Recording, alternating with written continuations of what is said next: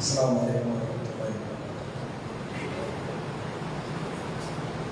إن الحمد لله نحمده ونستعينه ونستغفره ونعوذ بالله من شرور أنفسنا ومن سيئات أعمالنا. من يهده الله فلا مضل له ومن يضلل فلا هادي له. وأشهد أن لا إله إلا الله وحده لا شريك له وأن محمدا عبده ورسوله أما بعد. فقد قال الله تعالى في القرآن الكريم والفرقان المجيد: يا أيها الذين آمنوا اتقوا الله حق تقاته ولا تموتن إلا وأنتم مسلمون. وقال أيضا: والفجر وليالي عشر.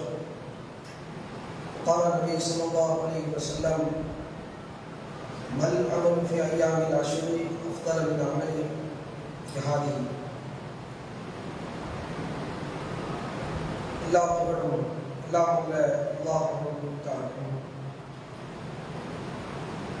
அவனது சாந்தியும் சமாதானமும் உயிரில் மேலான நபிகள் நாயகம் ஸல்லல்லாஹு அலைஹி வஸல்லம் அவர்களும் நாரின் நல்ல தோழர்கள் தொழில்கள் இங்கே ஒன்று குழுமிருக்கின்ற நம் அனைவர் மீதும் என்ன நினைவுகள் அல்லாஹ்வுடைய மகத்தானவர்களால் இந்த ஜும்மாவில் ஹஜ்ஜி மாதம் மற்றும் ஹஜ்ஜினுடைய சிறப்பு குறித்து பார்க்க வரவிருக்கின்ற மாதம் ஹஜ்ஜி மாதமாக இருப்பதுதான்.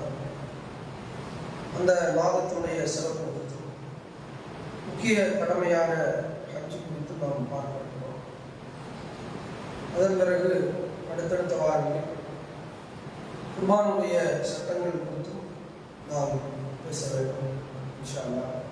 அந்த அடிப்படையில் ஹஜ்ஜி மாதத்துடைய சிறப்பு குறித்து நாம் பேச இருக்கிறோம். பொதுவாக ஹஜ்ஜி என்ற இந்த கடமை எல்லா அடிப்படைகளும் எதை நோக்கி இருக்கிறது என்றால், இறைவனுக்காக எதையும் செய்தல், இறைவனுக்கு கட்டுப்படுதல், இறை சட்டத்தை நிலைநாட்டுவதற்காக என்ன விலை வேண்டுமானாலும் ஒரு முஸ்லிம் கொடுக்கலாம், உயிரையே பணைய வைக்க வேண்டும் என்றால் அந்த தியாகத்தை இறைவனுக்காக செய்ய வேண்டும் என்பதுதான் ஹஜ்ஜிலிருந்து நாம் பெறுகின்ற அடிப்படையான அடிப்படையாகும். இதில் பெருமானார் ஸல்லல்லாஹு அலைஹி வஸல்லம் நிறைய சிறப்புகளை சொல்றாங்க. அல்லாஹ் திருமறை குர்ஆனில் வல் ஃபஜ்ரி வலயாலி அஷ்ர், அதிகாலை மீது சத்தியமாக, 10 இரவுகள் மீது சத்தியமாக என்று அல்லாஹ் சொல்றான். இது குறித்து பெருமானார் ஸல்லல்லாஹு அலைஹி வஸல்லம் சொல்றாங்க, சஹீஹ் புகாரியில, முஸ்னத் அஹ்மத் போன்ற கிரந்தங்களில் பதிவு செய்யப்பட்டிருக்கு. இப்னு அப்பாஸ் ரலியல்லாஹு அன்ஹு, இப்னு உமர் ரலியல்லாஹு அன்ஹு அறிவிக்கிறார்கள்: மல் அமரு ஃபி அய்யாமி அஷ்ரி அஃதல மினல் அமலி ஃபி ஹாதி. நாம செய்கிற அமல்களில், ஏனைய நாட்களில் செய்கிற அமல்களை விட இந்த நாட்களில், இந்த 10 நாட்களில் செய்கின்ற அமல்கள் அல்லாஹ்விடத்தில் மிகவும் சிறப்பானதாக இருக்கிறது. சஹாபாக்கள் கேட்கிறாங்க, யா ரசூலல்லாஹ் வலல் ஜிஹாத், ஜிஹாதை விடவும் சிறப்பா என்று கேட்கிறாங்க. ரசூலுல்லாஹ் சொல்றாங்க, ஆமா, ஜிஹாதை விடவும் சிறப்பு தான், வலல் ஜிஹாத், ஜிஹாதை விட சிறப்பானதான். ஆனாலும் ஒரு மனிதன் அல்லாஹ்வுக்காக தன்னுடைய உயிரை, உடைமைகளை பணயம் வைத்து அறப்போரில் ஈடுபடுகிற பொழுது அவர் உயிரையும் உடலையும் பொருளையும் இழப்பாரானால், உயிரை விட்டுட்டார்கள், அறப்போரில் ஷஹீதுடைய அந்தஸ்தை அடைவாரானால் அவருடைய அந்தஸ்தை யாரும் குறையாது. என்ன விளங்குதுனால், ஜிஹாது செய்வதை விட சிறந்தது என்று சொல்லிவிட்டு ஜிஹாதில் உயிர் நீத்து விடுவாரானால், ஷஹீதாக்கப்பட்டாரானால் அவருடைய அந்தஸ்தை ஹாஜிகள் ஹஜ்ஜி செய்வதும் கிடையாது. அந்த அமல்களுக்கு அந்த சிறப்பு கொடுக்க முடியாது. ஒவ்வொரு காலை மாலையும் ஜிஹாதுக்காக, அறப்போருக்காக செல்வாரானால் சூனத்தில் நடந்து கொண்டிருக்கிறார் என்று சொல்றாங்க. அவ்வளவு பெரிய சிறப்பு சொல்றாங்க. ஜிஹாதுக்கு சென்று திரும்புவர் கால்கள் ஊனமாகும், தோல்வி கிடைக்கும், வெற்றி கிடைக்கும். ஜிகாதில் வாகனத்தை முடிங்கிடுவாங்க. ரசூலா சொல்றாங்க, செல்வத்தையும் உயிரையும் விட்டவர் சிறப்பை பெற இயலாது. ரெண்டும் கிடைச்சிருச்சு அப்படின்னா அவரை விட சிறந்த ஒரு செயலை ஹாஜிகள் ஹஜ்ஜுடைய நாட்களில் செய்யக்கூடிய அமல்களுக்கு சிறப்பு இருக்கிறார். அந்த மாதத்துடைய சிறப்பை ஹஜ்ஜிக்கு நெருக்கமாக, ஜிகாதுக்கு நெருக்கமாக ரசூலா வச்சதுனால ஒரு முக்கியமான ஒரு கடமையாக பார்க்கணும். ஜிகாது என்பது உயிரை கொடுக்குற ஒரு விஷயம் தானே. முன்கூட்டியே தீர்மானிச்சு தான் போறாரு. தோல்வி கிடைக்கலாம், வெற்றி கிடைக்கலாம். ரெண்டு கிடைக்கிறத விட சாகிறதுக்கு வாய்ப்பு அதிகம். தோத்தாலும் சாவலாம், ஜெயிச்சாலும் சாவலாம். உணவு பொருள் அடி வாங்கினாங்க, நிறைய சகாபாக்கள் இறந்து போயிட்டாங்க. கைபர் யுத்தத்தில் அடி வாங்கினாங்க, தோல்வி இல்லை வெற்றி இல்லைங்கிற மாதிரி இருந்தாங்க, நிறைய சகாபாக்கள் இறந்தாங்க. அது மாதிரி பதில் யுத்தத்தில் வெற்றி பெற்றாங்க, அப்பவும் நிறைய சகாபாக்கள் இறந்தாங்க. ஜிகாதை பொறுத்தளவுக்கு மரணத்தை முன்கூட்டியே தெரிந்து கொண்டு வாய்ப்பு தான் மரணம் கிடைக்கும் என்பது தெரிஞ்சுட்டு தான் ஜிகாதுக்கு போகணும். ஆனால் அப்படி போகும்போது உயிர் மீண்டு விடுமானால், போனதுல ஜெயிச்சுட்டா உயிர் கிடைச்சிச்சு, தோற்றுட்டா உயிர் கிடைச்சிச்சுன்னா அந்த சிறப்பை விட ஹஜ்ஜுடைய அமல்கள் பெரியது என்று பெருமானார் ஸல்லல்லாஹு அலைஹி வஸல்லம் சொல்றாங்க. இந்த நாட்களில் என்னென்னலாம் செய்யலாம் அப்படின்னா எல்லா அமலையும் செய்யலாம். நோன்பு வைப்பதை தவிர மற்ற நோன்பு வைக்கிறதுக்கு அரபா நோன்பு அதில் இருக்குது. ரசூலா சுன்னத்து கற்று தந்துருக்கிறாங்க. மற்ற நாள் நோன்பு வைக்கிறதுக்கு வலியுறுத்தப்படாது. அது சம்பந்தமாக வரக்கூடிய எல்லா அறிவிப்புகளும் பலகீனமான அறிவிப்புகளாக ஹஜ்ஜுடைய பொதுவாகவே நோன்பு வைக்கிற அமலை ரொம்ப ரசிக்காது. நாம தான் ஒரு நஃபிலான நோன்பு, சுன்னத்தான நோன்பு ஆதாரம் இல்லாமல் வலியுறுத்திடக்கூடாது. ஏன் வலியுறுத்தக்கூடாதுன்னா எல்லா நோன்பையும் ரசூலா சொல்லிட்டாங்க. நோன்பு குறித்து சகாபாக்கள் நிறைய கேள்வி கேட்டாங்க. அதிகமான கேள்விகள் பெருமானார்ட்ட கேட்கப்பட்ட அமல்கள் நோன்பு குறித்த கேள்விகள் நிறைய தெளிவாக வெரி கிளியரா இருந்துச்சு. பல்லான நோன்பு என்ன, அசுர நோன்பு என்ன, அப்பா நோன்பு என்ன, சுண்ணத்தான் நோன்புகளை எப்படி வைக்கணும், ஒரு மனிதன் விரும்பி வைக்கிற நோன்புகள் என்ன, இதெல்லாம் தெளிவான ஒரு லிஸ்ட் வந்ததுனால நோன்புல போய் என்ன செய்யக்கூடாது, உண்ணக்கூடாது. அது இல்லாத அமல்களைத்தான் பெரும்பாலான அறிஞர்கள் அதுதான் சொல்றாங்க. இந்த 10 நாள்ல நேரடியாக அதை ஒரு நாள் நோன்பு வைக்க நினைச்சா வைக்கலாம், குற்றம்லாம் இல்லை. ஆனால் அது சம்பந்தமாக வரக்கூடிய அறிவிப்புகள் பலகீனமானவர்களாக இருக்கின்றது. அதனால அதுல உள்ள தேவையில்ல, மற்ற அமல்களை செய்யலாம். மாமின் ஐயாமின் ஆவம இந்தல்லாஹி வலா ஹப்ப இலைஹி மினல் அமலி ஃபீஹின்ன மின் ஹாதிஹில் அய்யாமில் அஷ்ர். இந்த 10 நாட்களில் செய்கின்ற அமல் ஏனைய நாட்கள், ரமலான் மாசத்தை கழிச்சிருக்க, ரமலானுக்கு தனிச்சிறப்பு, ரமலான் அல்லாத மாசங்களில் இந்த ஹஜ்ஜுடைய 10 நாட்களில் செய்கிற அமல்களை போன்று அல்லாஹ்வுக்கு மிக விருப்பமான, அல்லாஹ்விடத்தில் மிகப்பெரிய கூலியை பெற்றுத் தருகிற எந்த அமல்களும் இல்லை, இந்த நாட்களில் செய்கின்ற அமல்கள் இல்லை என்று பெருமானார் ஸல்லல்லாஹு அலைஹி வஸல்லம் சொல்றாங்க. என்னெல்லாம் செய்யலாம் அப்படின்னு சொல்லி நம்ம கட்டளை போடுறாங்க. ஃபக்ஸிரு ஃபீஹின்ன மினல் தஹ்லீலி வ தக்பீரி வ தஹ்மீதி. அல்லாஹ்வுக்காக அல்லாஹ்வுடைய திக்ர்களை சொல்றது. லா இலாஹ இல்லல்லாஹ் என்ற உறுதி பிரமாணத்தை நீங்கள் கைக்கொள்ளலாம். தக்பீர் அல்லாஹ்வை பெருமைப்படுத்தலாம். தஹ்மீத் அல்லாஹ்வுக்கு புகழை சேர்க்கலாம். இது நேரடியான வார்த்தை எடுத்துட்டா திக்ரா சொல்லலாம். லா இலாஹ இல்லல்லாஹ், அல்லாஹ் அக்பர், அல்ஹம்துலில்லாஹ். அர்த்தமாக அதுல கருத்தை எடுக்குமானால் அல்லாஹ்வுடைய புகழை பற்றி பேசலாம், அல்லாஹ்வுடைய பெருமையை பற்றி பேசலாம். அல்லாஹ்வுக்கு பெருமை சேர்க்கிற எந்த காரியத்தையும் ஹஜ்ஜுடைய நாட்களில் நம்ம செய்யலாம் என்று இந்த செய்தி சொல்லி முஸ்னத் அஹ்மதுல 5189 5879வது செய்திகளாக பதிவு செய்யப்பட்டது. இதெல்லாம் ஹஜ்ஜுடைய நாட்களில் நாம முதல் 10 நாட்களில் செய்யக்கூடிய வணக்க வழிபாடுகள். பெருநாள் தினத்திலையும் ஐயாமத் தஷ்ரீக்குடைய நாட்களிலும் தக்பீர் அதிகப்படுத்தலாம். தாராளமாக இந்த ஹஜ் செய்ய அதற்கு சில ஆதாரமாக காட்டலாம். அதே மாதிரி சஹீஹ் முஸ்லிம் புகாரில பதிவு செய்யப்பட்ட செய்தி, பெருமானார் ஸல்லல்லாஹு அலைஹி சொல்றாங்க, அமல்களிலே சிறந்த அமல் ஹஜ் தான், ரொம்ப சிறப்பான அமல். இங்க ரசூலுல்லாஹ் கேட்கிறாங்க, சுயில் அய்யுல் அமலி அஃதல் யா ரசூலல்லாஹ், அமல்களிலே சிறந்த அமல் எது? அப்ப ரசூலுல்லாஹ் சொல்றாங்க, முதல்ல ஈமான் வைக்கிறாங்க. ஈமான் பில்லாஹி வ பிரசூலி, அல்லாஹ்வையும் ரசூலையும் நம்ப வேண்டும். முதல்ல லா இலாஹ இல்லல்லாஹ் முஹம்மது ரசூலுல்லாஹ் தெளிவா இருக்கும். அதன் பிறகு எதுன்னு கேட்கும்போது ரசூலுல்லாஹ் ஜிஹாத் சொல்றாங்க. அல் ஜிஹாத் ஃபீ சபீலில்லாஹ், அல்லாஹ்வின் பாதையில் அறப்போர் செய்வதாகும், உயிர் தியாகம் செய்வதற்கு பாடுபடுதல் என்று ரசூலுல்லாஹ் சொல்றாங்க. மூணாவது என்னன்னு கேட்கும்போது ஹஜ்ஜிங்கிறாங்க.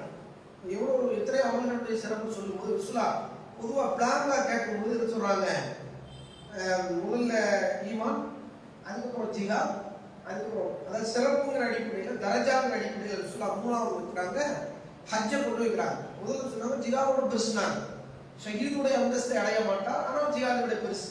இப்ப ரசூலுல்லாஹ் சொல்றாங்க ஜிஹாதுக்கு அடுத்த நிலையில் உள்ள அமல் என்று பெருமானார் ஸல்லல்லாஹு அலைஹி சொல்றாங்க. ரொம்ப முக்கியமான தரஜா. எவ்வளவு உயிர் தியாகம் செய்கிற அமலுக்கு நெருக்கமான ஒரு அமலுக்கு தான் ஹஜ்ஜை சொல்லலாம் இந்த உலகத்துல என்று பெருமானார் ஸல்லல்லாஹு அலைஹி வஸல்லம் என்ன செய்றாங்க, இது வழிகாட்டுறாங்க. ஒரு பெண்களை பொறுத்தளவுக்கு ஹஜ்ஜுக்கு வந்து ஜிகாதுன்னு இருக்காங்க. ஆண்களுக்கு தான் ஜிகாது கடமை. ஆனா ரசூல் ஸல்லல்லாஹு அலைஹி வஸல்லம் காலத்துல பெண்களை எதுக்காக பயன்படுத்திருக்காங்கன்னா, போர்க்களங்களில் விழுப்புண்பட்டவர்களை அவங்களுக்கு ஊழியம் செய்வதற்காக, பணிபுரை பெண்களாக, நீர் இறைப்பதற்காக, அதே மாதிரி காயப்பட்டவர்களை தூக்கி கொண்டு செல்வதற்காக, மருத்துவ செவிலியர்களாக, சின்ன சின்ன வேலைகளுக்கும் தன்னுடைய மனைவியை அழைச்சிட்டு போறாங்க. போர்க்களத்துக்கு சலாபாக்கும் மனைவியை அழைச்சிட்டு வர்றாங்க.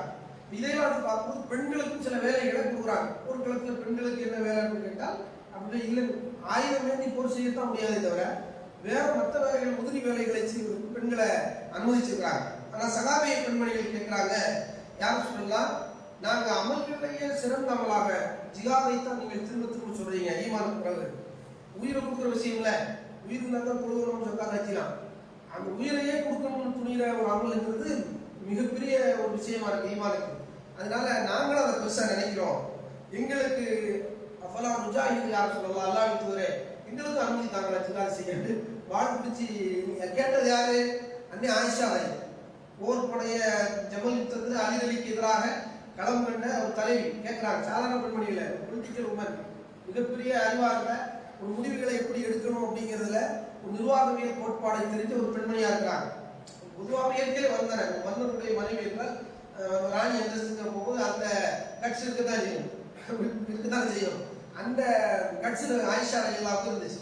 எல்லா பெண்களை விட விவரமாக ஒரு ஆணை முன்னின்று பேசுவதற்கு வாதத்தில் ஜெயிக்க முடியாத அளவுக்கு ஒரு திறமை வாய்ந்த ஒரு பெண்மணியாக இருந்தாங்க. இன்னும் சொல்ல போனால் குர்ஆனில் நின்று பதில் உரைக்கக்கூடிய ஒரு பெண்மணியாக, குர்ஆன் வசனங்களை வைத்து ஆய்வு செய்யக்கூடிய ஒரு பெண்மணியாக இருந்தாங்க. அவங்க கேட்கிறாங்க, ஏன் எங்களுக்கு ஒன்றும் ஜிகாது கிடையாதா, அனுமதி கொடுங்க கேட்கிறாங்க. அப்புறம் ரசூலுல்லாஹ் சொன்னாங்க, உங்களுக்கு ஜிகாது வந்து ஹஜ்ஜி தான், உங்களுக்கு ஜிகாதுக்கு அனுமதி கொடுக்க முடியாது, பொதுவான அனுமதி பெண்ணுக்கு கூட கிடையாதுன்னு சொல்லிட்டு, உங்களுக்குரிய ஜிகாது என்ன தெரியுமா, ஹஜ்ஜுன் மப்ரூர், நன்மைகளை கொடுத்து தருகிற, பாவங்களை அழிக்கின்ற, பிறந்த பாலகனை போன்ற நன்மை தீமைகளை அழிக்கின்ற, கரிக்கின்ற ஹஜ்ஜி தான் என்று பெருமானார் ஸல்லல்லாஹு அலைஹி வஸல்லம். ஹஜ்ஜி நாம ஜிகாது உங்களுக்கு. அப்ப இதை நாம மெனக்கெட்டமா அப்படிங்கிற கேள்வி இன்னும் நிறைய இருக்கு. சிறப்புகள், ஹஜ்ஜுடைய சிறப்பு மெனக்கெடுதலை பத்தி பேசணும். எல்லாரும் என்ன நினைக்கிறாங்க அப்படின்னா, ஹஜ்ஜினா கடைசி செய்ய வேண்டிய அமல் முடிவெடுத்தாங்க. வரிசையில கடைசி வருது அப்படித்தானே. தொழுது நோன்பு, அதாவது ஈமான், தொழுகை, நோன்பு, ஜக்காத். ஜக்காத் நோன்பு முன்ன பின்ன மாறி இருக்கு. ஈமானும் தொழுகையும் தான் அடுத்தடுத்து வந்ததே தவிர மத்த எல்லாம் மாறித்தாரு. ஈமான் தொழுகை அது மாறாது. அந்த ஆடர் இந்த ஹதீஸ படிச்சாரு. ஆனா மத்த மூணு ஆடர் மாறி எங்க இருக்கு? ஜக்காத் இருக்கு, ஹஜ் இருக்கு, ரமலான் கொண்டே கடைசி வச்சுக்கிறாங்க. நீங்க ஆடர் படி கடைசின்னு கொடுத்தோம்னா முடிவெடுத்தீங்கன்னா இந்த ஹதீஸ், இந்த அறிவிப்புல வரக்கூடியது முதலாவது தொழுகை ஈமான், அப்புறம் தொழுகை, அப்புறம் வந்து ஜக்காத், அப்புறம் ஹஜ்ஜி, அஞ்சாவது கொண்டு போய் நோன்பு வச்சுக்கிறாங்க. நோன்பு வந்து சாகும்போது செய்வீங்களா? அப்படி யாராவது முடிவெடுத்தீங்களா? அது என்னட்ட எல்லா வேலையும் முடிச்சு வீடு கட்டணும், நகை வாங்கணும், நட்டு வாங்கணும், தோப்பு வாங்கணும், துறவா வாங்கணும், எல்லாம் வாங்கி முடிச்சு கடைசியில் சாவ போகுது, இழுத்துட்டு கிடக்கும் போது தலையெல்லாம் நாடு கொண்டு வண்டியை வச்சு தள்ளுதாங்க. இப்படி அறிவிச்சு சொன்னாங்க. தொழுகை எப்போ உங்களுக்கு கடமை புரியுதோ, தீமை எப்போ உங்களுக்கு புரியுதோ, நன்மை எப்போ உங்களுக்கு புரியுதோ, எது சரி எது தவறு என்று உங்க மைண்ட் எப்போ உங்க மனசு அதை உங்களுக்கு நோக்கி நகர்கிறதோ, இதான் சரி, உச்சாரணை தப்பு, திருமணம் முடிக்கிறதா சரி, சாராயம் பிடிக்க தப்பு, புரியுன்னு உங்களுக்கு புரியுதுல. எத்தனை வயசு புரியுற வயசு? 10 வயசுன்னு ஒரு ஆளுக்கு புரிஞ்சுச்சுன்னா 10 வயசுல உடலால் கடமை எல்லாம் புரிஞ்சுக்கங்க. அவருக்கு மனசாலை உடலாலை ஹஜ் கடமையாச்சு, ஜக்காத்து கடமையாச்சு, 5 கடமையாச்சு. எப்போ நல்லது கெட்டது எப்போ தெரியல. ஒரு ஆளுக்கு 15 வயசுல தான் புரியுது நல்லது கெட்டது அப்படின்னா அவங்க அப்பதான் கடமை தொழுக. ஒரு ஆளுக்கு 25 வயசு தான் நல்ல கெட்ட தெரியுது, அவ்வளவு மூளை வலிங்கி போய் கிடக்கு அப்படின்னா அவருக்கு 25 வயசுல தான் அப்படிதான் கேட்பான். அப்ப கடமையாவது எல்லாருக்கும் ஒரே மாதிரி இருக்காது. பருவ வயது என்பது 15 வச்சிருக்காங்க அறிஞர்கள்ட்ட. அதுல கருத்துருவாடு இருக்கு. 15 தோராயமா சொல்லலாம். கடமை 15 வயசுக்கு முன்னாடியே போதிக்கணும்ல. யார் போதிச்சா? கடமையான ஒவ்வொன்றையும் சகாபாக்கள் பிள்ளைக்கு போச்சாங்க. யாராவது அச்சை பத்தி பிள்ளைக்கு போச்சோம்னா தொழுகைக்கு சொன்ன அளவு கூட அச்சை சொல்லல, ஜக்காத்து சொல்லல. ஜக்காத்து உடலால கடமை, மனசால கடமை. ஹஜ்ஜு உடலால மனசால கடமை. இந்த ரெண்டு துட்டு சம்பந்தப்பட்டதாக. அப்ப உழைக்கிற வயசுக்கு வரணும் வளர்க்கு. இதுல நல்லது கெட்டது புரிஞ்சாலும் உழைக்கிற மேட்டர் இருக்குது. துட்டு சம்பந்தப்பட்டதார், காசு சம்பந்தப்பட்டார். என்ன செய்யணும்? எல்லாம் காசு சம்பாதிக்கிற வயசு எனக்கு தெரிஞ்சு ஒரு 20-25 வயசுக்கு தான் சம்பாதிக்க வராங்க. அப்படிதானே? அப்படிதான் அப்பதான் சம்பாதிக்கிற வயசாகும். நம்ம ஊர் செத்தபடி சில ஊர்களில் 20 வயசா இருக்கலாம், 12 வயசா இருக்கலாம்.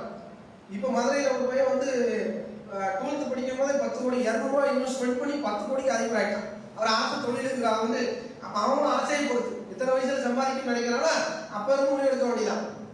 பொருளாதார தொடர்பு நிபந்தனை இருப்பதனாலதான் அதை தாமதப்படுத்த சொல்லி இஸ்லாம் சொல்லுதே தவிர சாவணும்னு செய்யணும்னு புரிஞ்சிடக்கூடாது. எல்லாம் முடிஞ்சு வாய்ப்பு இருந்தா பார்ப்போம்னு தள்ளி விட்டேன்னு வச்சுக்கோங்களேன், அல்லாஹ் தூக்கி ஓரமா உட்காரமா வாய்ப்பு இருக்கா அப்படின்னு வச்சு விட்டுவான் சொர்க்கத்துல. நீ என்னைய லாஸ்ட் வைக்கல, உன்னை விட்டு லாஸ்ட் வைக்க வச்சுருவான். அல்லாஹ் ரொம்ப சிம்பிள். அப்ப நம்ம என்ன செய்யணும்? மெனக்கெடணும். பிள்ளைகிட்ட இதை பத்தி பேசணும். எங்க இருந்து பேசணும்? எங்க இருந்து தொழுகையை பேசினீங்களோ, எங்க இருந்து நோம்ப பேசினீங்களோ, எங்க இருந்து நல்ல நெட்டுல பேசினீங்களோ, எந்த வயசுல இதையெல்லாம் சமூகத்துல கற்றுக் கொடுக்குறீங்க. மக்தப் அரசால சொல்லி கொடுக்கணும். ஹஜ்ஜுடைய சிறப்பை நீ உண்டியல் வச்சு ஒரு அக்கௌண்ட் ஓபன் பண்ணு, ஹஜ் அக்கௌண்ட் ஓபன் பண்ணு, சேவிங் பேங்க் உருவாக்கு, ஒரு உண்டியல வை. பிளாஸ்டிக் உண்டியல் எடுக்க முடியாது, உண்டியல வச்சு அதுல போடும். பள்ளிவாசலுக்கு போடுறீங்கள, ஒவ்வொரு காரியத்துக்கும் சேர்க்குறீங்கள. ஹஜ்ஜிக்கு நீங்க 5 வயசுல 8 வயசுல 10 வயசுல சேர்க்கறதுக்கு சொல்லி கொடுத்தால் அவன் சேர்த்த தொட்டில ஒரு 25 வயசுல வச்சுக்கிடுவான். 9 வயசுல வச்சுக்குவான். யார்? நாங்க தான் சொல்லி கொடுக்கணும். எங்களை மாதிரி ஆளுதான் நாங்க இதெல்லாம் செய்ய வேண்டியது, போதிக்க வேண்டியது. நான் பாடத்துல மாணவிகளுக்கு திரும்ப திரும்ப சொல்லுவேன், மகரா கேட்கணும், ஹஜ்ஜை கேட்க எவனும் கேட்க மாட்டான். இஸ்லாத்தை கேட்டுருக்காங்க, மகரா சகாபியா கேட்டுருக்காங்கல்ல, குரானை கேட்டுருக்காங்க, மனப்பாடான டீச்சிங் வேலைகள். ஹஜ்ஜை கேட்கணும்னு சொன்னேன் பெண்களுக்கு, தாய்மார். அதே மாதிரி நகை போடுறாங்கல்ல, நகை தௌஹீத் அடிப்படையில் இஸ்லாமிய அடிப்படையில் நகை போடணும்னு அவசியம் இல்லை. ஆனாலும் பாப்பா அம்மா மகளுக்கு அது மனசுல ஒப்ப மாட்டேங்குது. 50 கிழங்கு நகை மாட்டேங்குது, ஒரு 10 கிழங்கு அப்படி எடுத்து விட்டுட்டு திருமணத்துக்கு முன்னாடி வச்சுக்கு போகிறான்னு ஏதாவது தடை இருக்கான இஸ்லாத்துல? ஏன் அதை உருவாக்க மாட்டேங்கிறீங்க? திருமணத்துக்கு முன்னாடி பேச்சலர் வச்சுக்கு போங்க, விவரம் கிடைக்கும் போது ஒரு 15 வயசுல வச்சு போங்க, 20 வயசுல வச்சு போங்க, ஒரு 18 வயசுல போங்க. 60 வயசு வரைக்கும் ஒதுக்கணுமா? இருந்தாமல புட்டு இருக்கிற வாப்பாமார்கள் பிள்ளை 2 இடத்துக்கு கூட்டு போறது இன்வெஸ்ட்மெண்ட் பண்றிய யார? மக்களுக்கு என்னென்ன காலேஜில் படிக்க வைக்கிறாங்க. நாசமா போறான் பல உங்களுடைய எல்லாத்தையும் சொல்லல, எல்லாரும் நாசமா போறப்ப நல்லவன் இருக்கும். இன்னைக்கு இருக்கிற அட்மாஸ்பியர்ல கல்வியில ரொம்ப மோசமான கல்ச்சர் இருக்காங்க. உங்க பிள்ளைகளை காலேஜுக்கு சேர்க்கறதுக்கு முன்னாடி ஆணவ பெண்ணும் ஹஜ்ஜிக்கு ஒரு வெக்கேஷன் போயிட்டு, உம்ராவுக்கு ஒரு வெக்கேஷன் போயிட்டு காலேஜில் போய் சேருங்க. பார்க்கட்டாங்க, ஒரு ஈரானியை பார்க்கட்டும், ஒரு லெபனானியை பார்க்கட்டும், ஒரு நீக்ரோவை பார்க்கட்டும், ஒரு யூரோப்பியன்ஸை பார்க்கட்டும், அங்கே என்ன நடக்குதுன்னு போய் பார்க்கணுமே. அது ஒரு மாநாடு தானே, இன்டர்நேஷனல் மாநாடு போய் பார்க்கட்டும். அவங்களுக்கு அந்த நிகழ்வுத்தன்மையை மனசில் உருவாக்குன அரபிக்கான இதை செய்யலாம், அவன் சொல்லி கொடுக்கலாம். அப்போ நீங்கள் சிந்திச்சு பாருங்க, ஏன் இதை நம்ம செய்யலை? இது நம்முடைய கலாச்சாரம், முக்கியமான கலாச்சாரம். நம்முடைய கனவு திட்டம் எல்லாரும் வச்சு செய்யணும். யார் சொல்லி கொடுத்தா? போதிக்கிறது. ஜிகாதுக்கு சிறப்பு, ஜிகாதுக்கு நெருக்கமான ஒன்று சொல்லிட்டு ஏன் அதுக்கு இன்வெஸ்ட்மெண்ட் பண்ணல? என்னமெல்லாம் வாங்குறேன், பைக் 155 சிசி ஓடுது, புல்லட் கடையில் ரோடு இருக்கா, அங்க 1.5 லட்சம் ரூபாய் சூப்புனா இன்னும் கொஞ்சம் சேர்த்து வச்சா ஒரு 5 வருஷத்துல ஹஜ்ஜிக்கு பண்ணிருக்கலாம். புல்லட்ல போக டிவி ஸ்பீட்ல போயிருக்கலாம், ஹஜ்ஜிக்கு போயிருக்கலாம். இப்படிதானே சைக்கிள் ஓட்டினா ஆரோக்கியம் கிடைச்சிருக்கும். போக்கு வாங்கக்கூடாதுன்னு சொல்லல, எத்தனையோ விஷயங்களை செய்ய. ஒரு வீடுக்கு 300 கட்டுறிய, 3 வீடு கட்டுறிய, 15 டாய்லெட் கட்டுறிய, ஒரு வீட்டுக்கு 2 பேர் கழுவுறதுக்கு ஆளையில சுருக்கிக்கிட்டு ஹஜ்ஜிக்கு போடுறாங்களா? அந்த இன்வெஸ்ட்மெண்ட்டை இடிச்சு இடிச்சு கட்டுறான். 10 வருஷத்துக்கு இடையில 15 டைல்ஸ் மாத்திரம். என்ன பண்ணணும்? அவ்வளவு தேவை. என்னென்ன அந்த காசெல்லாம் சேர்த்து வச்சா அல்லா கேட்போம். என்ன நினைச்சுக்கிட்டீங்க? அல்லாவை வந்து அடிய இதெல்லாம் தெரியாது, அல்ல அதெல்லாம் பார்க்க மாட்டான்னு நினைக்கிறீங்க. இது அவங்களுக்கு கேள்வி. நாங்கள் இந்த பொருளாதாரத்தை என்னைய வணங்குவதற்கு அதுக்கு அவாவுக்கு வர சொல்லி உனக்கு சொல்லியிருக்கிறேன். நீ ஓன் இஷ்டத்துக்கு எல்லாம் செலவழிக்க, டைல்ஸை உடச்சு பூசுற, கக்கூசுலாம் டைல்ஸ் போட்டு மேலே வரைக்கும் ஏற்றிக்க, அதை 15 வருஷத்துக்கு 15 மாத்திர இந்த பொருளாதாரத்தை சேர்த்து வச்சிருந்தா இவ்வளவு அமௌண்ட் வருதுன்னு கணக்கு போட்டு கால்குலேட்டர் அடிச்சு நிறுத்தி வைப்பான். 15 வயசுல உனக்கு 3 லட்சம் ரூபா உங்க வீட்டுல வாப்பா செலவழிச்சிடும். இன்னும் 1 லட்ச ரூபா போட்டா அச்சு செஞ்சிருக்கலாம். நீ ஏன் போய் வாப்பாவை நிறுத்தி வச்சு பிள்ளைகளை நிறுத்தி வச்சு கேள்வி கேட்டா உங்க பாதங்கள் நகருமா? யாரும் உங்களுடைய பொருளாதாரத்துக்கு 2 கேள்வி, எப்படி செலவழிச்சா, எப்படி சம்பாதிச்சது? ஹஜ்ஜிக்கு அது அந்த பொருளாதாரத்துக்கு மார்க் அடிப்படையில் செலவழிச்சா மட்டும்தான் அங்க பதில் சொல்லையாது. அப்ப நாம பண்ற பொருளாதாரத்துல ஒரு திட்டம் போட்டு ஹஜ்ஜிக்கு இப்பவே அந்த நியத்தை உருவாக்கும், பிள்ளைகளுக்கு உருவாக்கும். எதை நாம செய்கிறோமோ அதான் நடக்கும். எதை நாம மனசுல திரும்ப திரும்ப ஆழமாக மதிக்கிறோமோ அதுதான் நம்ம பிள்ளை. அதுக்காக வேண்டி உழைக்கணுங்களா அப்படின்னு எத்தனை சொல்லி கொடுத்தோம்? ஹஜ்ஜிக்காக உழைக்கணும் அப்படின்னு சொல்லி கொடுத்தோம் பிள்ளைக்கு. தனக்காக சோர்திங்கிறதுக்குன்னா சாதாரண உழைப்பு. ஜக்காத்துங்கிற ஒரு திட்டம் வந்தால் பிறருக்காக உழைக்கிற திட்டம். ஜக்காத்துன்னு எப்போ நீங்க பேசினாலும் அது பிறருக்காக செய்கிற அமலுக்கு நீங்க புரிஞ்சுக்கணும். ஜக்காத்துங்கிற ஒரு சப்ஜெக்ட் போனோம்னா ரொம்ப விரிவான பொருளாதார திட்டம். பிறருக்காக உழைப்பது தான் ஜக்காத், தனக்காக மட்டும் கிடையாது. நல்லா புரிஞ்சுக்கங்க. அதுல ஒரு வரியை எடுத்து கொண்டே கொடுக்கணும்னா தான் கொண்டாடி சோர்திங்கிறது வேண்டிய அது இல்லை சப்ஜெக்ட். மூணாவது நாலாவது கடமை பிறருக்காக இருந்தால் உங்களுக்காக ஹஜ்ஜி நீங்க செய்யல இந்த எல்லாம் கேட்டாங்கன்னா என்ன பதில் சொல்லுவோம்? 5 கடமைக்குள்ள அப்படி இருக்குது. ஒழுங்கா சிந்திக்கிறது, ஏற்கனவே சிந்திக்கிறது, குட்டுக்களை ஒழுங்கா முறையாக கையாள தெரியாமல் எல்லாம் நாய்க்கணக்கே ஏற்க நல்லா ஏற்க மாட்டானா கண்டிப்பா பிள்ளைகளுக்கு ஊத்துங்க. சிறு வயதிலே அந்த நீயத்தை வைக்க சொல்லுங்க. கண்டிப்பா நான் பேச்சலரே ஹஜ்ஜி செஞ்சுருவேன், 30 வயசுக்குள்ள ஹஜ்ஜி செய்வேன், நீயத்தை வைக்க சொல்லுங்க. யாரெல்லாம் அதுக்கான முயற்சி என்ன அதான் முயற்சி செஞ்சுக்கிட்டே இருக்காரு. ஒரு நாள் 50 வருஷம் வரைக்கும் புத்தம் சேர்க்கிறாரு, அதை செய்யறாரு இப்படியாவது பார்த்தாரு. நடக்கலடா ஞானலங்க எந்த ஒண்ணுமே செய்யாம சும்மா இருந்துட்டு ஹஜ்ஜிக்கு போனோம்னா அப்படி எல்லாத்தையும் எடுத்துக்கலாம். அப்படி அல்லாவுடைய நாட்டுக்கு தப்பா போயிடும். சோதங்கிற மேட்டில் அப்படி எடுத்துக்கால கையை போட்ட சோதங்கிற மேட்டு வருது. அல்லா ரிஸ்க் அளிக்கிறான், கூட்டி அளிக்கிறான், குறைச்சி தருகிறான். கால் போல கால் போட்டு கிடந்தா நீ வீடுகள் அப்படி பிரிச்சா இருக்குமா? சோதங்க முடியுமா? சொல்லுவான் வீடு கட்டணும், வீடு கட்டுறது அதெல்லாம் எல்லாம் நடக்கும் நடக்குங்க அப்படின்னா முன்னாடி சும்மா உமா கறி சும்மா விடுவாடா? எல்லாம் நடக்கும் நடக்குமா? நீ முதல்ல நாடலாமா? நீ முதல்ல நாட மனசு இல்லை. அப்போ ஒரு நோய் எல்லாம் நீக்கிறான், நோய் எல்லாம் தரான். ஊசி போட்டீங்களா இல்லையா? மருந்து சாப்பிட்டீங்களா இல்லையா? இல்லை எல்லாம் ரொம்ப அல்ல அலோலையா எல்லாம் பார்த்துக்குவான் அப்படின்னு கொடுக்குற மாதிரி அலோலையா கொடுக்கு மாதிரி கடவுள் பார்த்துக்குவாருன்னு சொல்லி சும்மா எடுத்தீங்களா?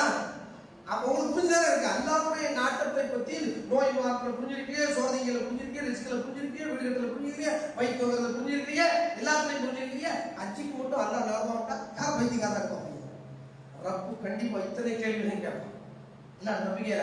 அப்ப ஹஜ்ஜிக்கு நீங்க நியத்து வைங்க. விவரம் தெரிஞ்ச வயசுல அந்த நியத்தை வைங்க. இன்ஷா அல்லாஹ் அதுக்கான முயற்சிகளை நம்ம செய்யணும். அதுக்கான பெற்றோர்கள் அதுக்கான முயற்சி ஊட்டணும். அது நீங்க உங்க காசு இருப்போம் இல்லை பிள்ளைகள் காசு இருப்போம். சிறந்த காசு சொல்றாங்க. உங்களுடைய உழைப்பு சிறந்த பணம் சொல்றாங்க. அதுக்கப்புறம் உங்களுடைய பிள்ளைகளின் உழைப்பு சிறந்த பணம் இந்த பெருமானார் 2 ஹஜ்ஜி செய்யறதுக்கு அல்லாஹ் நமக்கு வாய்ப்பு தராங்க. இதை பார்க்கணும். இதெல்லாம் ஜிஹாதை விட சிறந்த பண்பு பெருமானார் சிறந்த அமல். பெண்களுக்கு ஜிஹாதே ஹஜ்ஜி தான். உங்களுக்கு ஒருபடி கூட நீங்க ஜிஹாதை செய்ய முயற்சி செய்யறது அல்ல காட்டும். நீங்க என்ன செய்யக்கூடாது? இல்லை எங்களுக்கு ஜிஹாதே கிடையாது நல்லா சொல்ல முடியாது. ஹஜ்ஜி தான் ஜிஹாது வயல சொன்னாங்கல்ல, ஏன் அந்த ஜிஹாது முயற்சி பண்ணல என்று கூட ஒரு கேள்வியை தாய்மார்களுக்கு அல்ல கேட்பான். உங்களுடைய ஜிஹாது ஹஜ்ஜின்னு சொன்னப்போ ஏன் அசம்பந்தமா இருந்தீங்க இந்த அல்லா கேட்பான். அப்ப இது சரி போறாங்க இந்த செய்தியை பார்க்கணும். அதே மாதிரி சொல்றாங்க எல்லா பாவத்தையும் அழிச்சு 3 விஷயங்கள் எல்லா பாவத்தையும் அளிக்கின்றன என்று ரசூல் ஸல்லல்லாஹு அலைஹி சொல்றாங்க. யாரு கேட்டா அம்ர் இப்னு ஆஸ் என்ற நபித்தோட மூத்த சஹாபி. இவர் என்ன செய்யறாங்க கேட்டா மரண தருவாயில இருக்கிறார். பின்னாடி இருக்கிற தாபீன்கள் என்ன செய்யறாங்கன்னா அவருக்கு சந்திக்க போறாங்க. அவரை போய் நல விசாரிக்க போறாங்க. போனா இவங்களை பார்த்த உடனே இவர் என்ன செய்யறாங்க முகத்தை திருப்பிக்கிறாரு.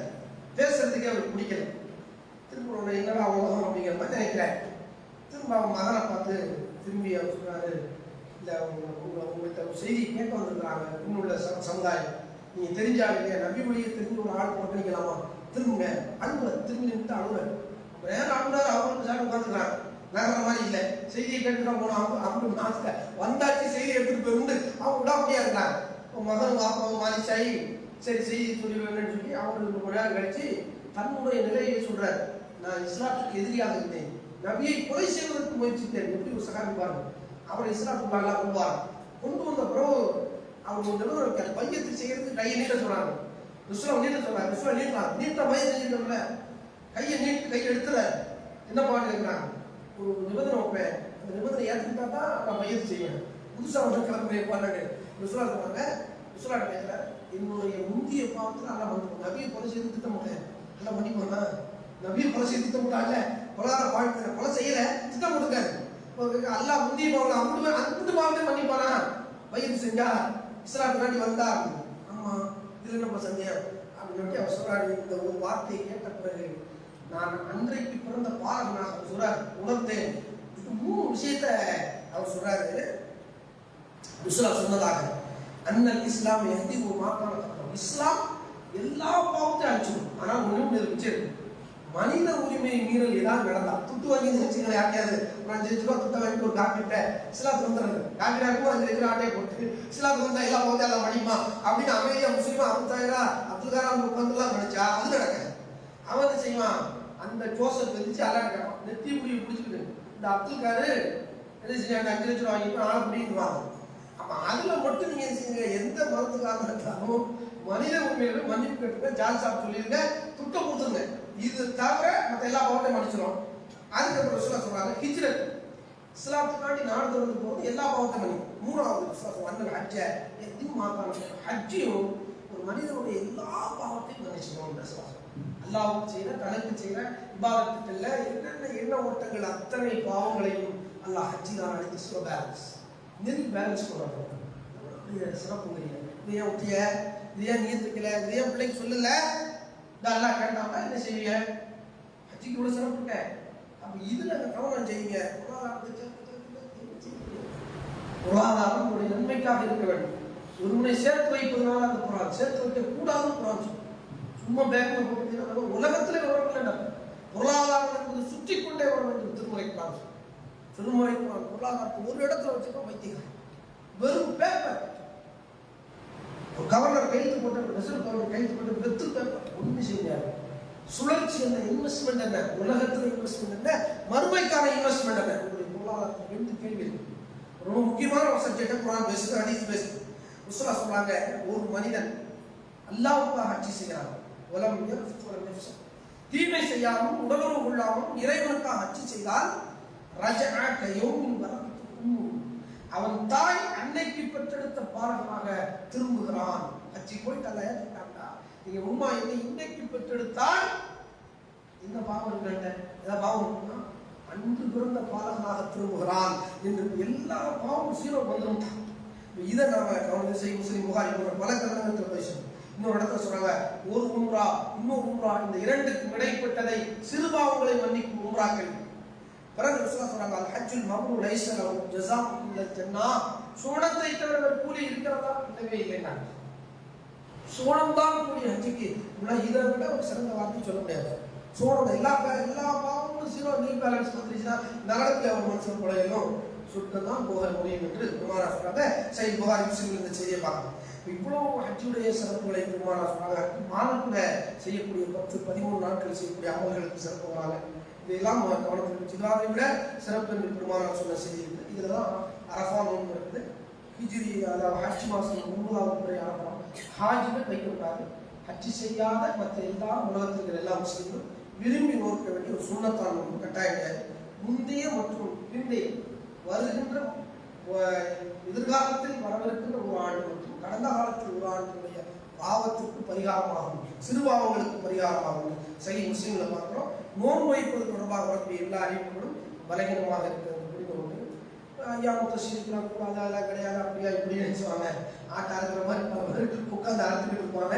அந்த விஷயங்கள் அந்த காலம் கேள்வி தப்பே கிடையாது. யாரும் எந்த ஆய்வும் செய்யாமல் எல்லாருக்கும் இந்த ரைட்ஸ் இந்த இஸ்லாத்தில் தௌஹீத் ஜமாத் குத்தை எடுக்கல. எல்லாருடைய கருத்தையும் கேட்டு என்ன செய்யுங்க, முடிவு எடுங்க. ஆதாரத்தின் அடிப்படையில் இந்த முடிவை நோக்கி நகர்வு எல்லாம் இறைவன் உண்மையும் சரியான விதம் அதை நோக்கி வழிகாட்ட போதுவானவங்க இருக்கிறார். பார்க்கலாம்.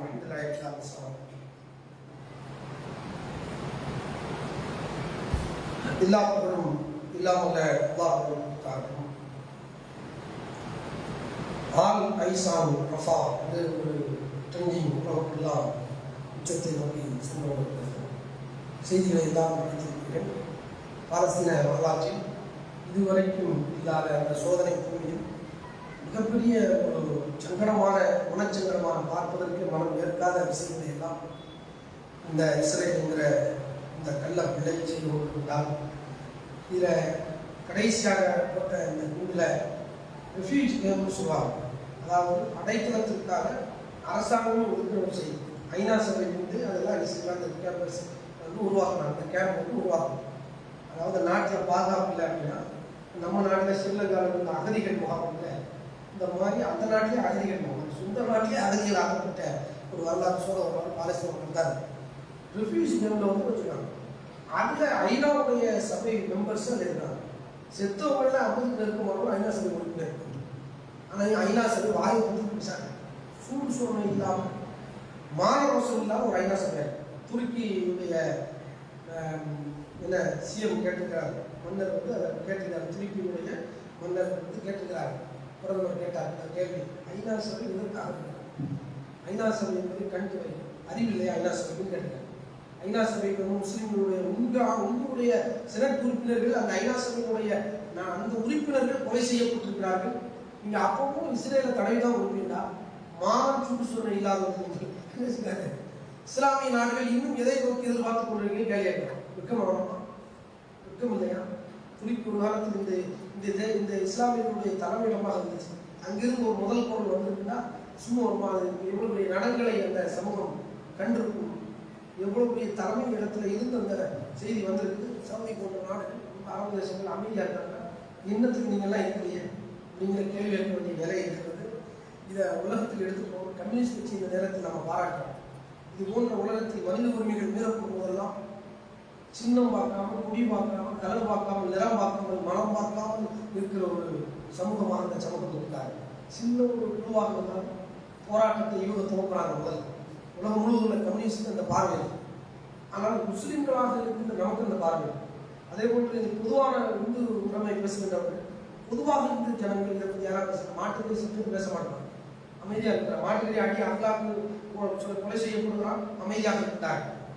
எத்தனையோ ஒரு கொலை செய்யணும் ஹாஃபீஸ் பண்ணப்படுகிறான், அமைதியாக இருக்கிறார்.